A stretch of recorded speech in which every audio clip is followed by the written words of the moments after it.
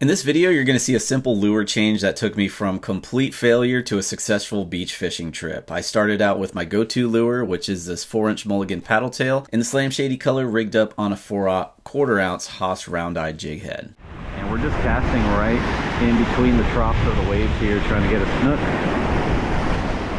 A little rough, but fishing in between the breaks in the weather. See if we can get a snook or trout, or see what's out here. Summertime, snook like to cruise these beaches. You'll see them in pods right in between the breaks and the waves. Sometimes when the waves are right about to break like that, it creates almost like a window you can see. Again, a little rough right now, so we're just blind casting almost parallel to the shoreline, and just retrieving it, steady retrieve. Bounce it around a little bit if you want.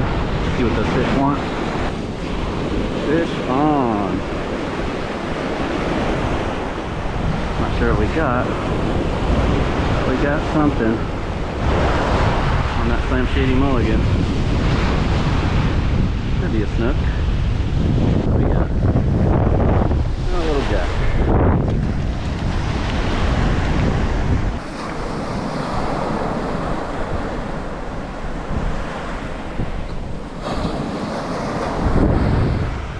Now, I was using the paddle tail for quite some time, but just wasn't getting any more strikes, and I looked down the beach to see our other coaches, Scott Ray and Pat Ogletree, landing some snook, and saw they were throwing something different, so I made the switch, and it was game on. Alright, paddle tail wasn't working, so we switched over to a Prawn USA Shrimp imitation, natural color. Let's see what we can do here. So just like with the paddle tail, I was casting almost parallel to the shore, where there was a bit of a trough close to the shoreline where these snook like to travel up and down. But with the prawn, I was doing a few aggressive bounces while retrieving it, and that's what triggered some strikes. Here's a snook. Little guy. That fish was literally right where these waves are breaking. Here's a little trough. That's how you can tell when it's rough like this. If I was to walk about 10 feet out, I'd probably be up to my waist in water.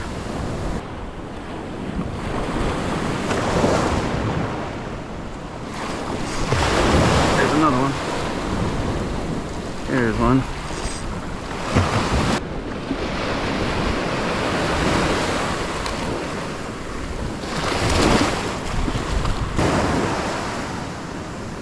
Little guy. Prawn.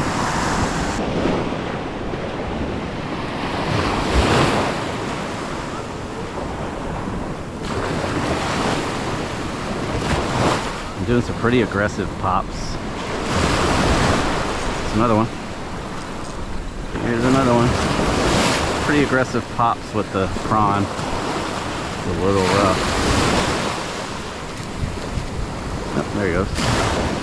Now the setup I'm using here, it's nothing fancy for the beach. It's just my standard inshore setup. It's a 7'6" slot machine rod, medium power, fast action, paired up with a 2500 Otis spinning reel, 10-pound Daiwa J-Braid, and 20-pound leader. And on the end of my leader, I have a very short section of 30-pound as a bite tippet, which helps with the abrasion from the snook's mouths when they hit those lures. But as you can see here, more than just snook in the surf, caught this trout using the same lure and tactics.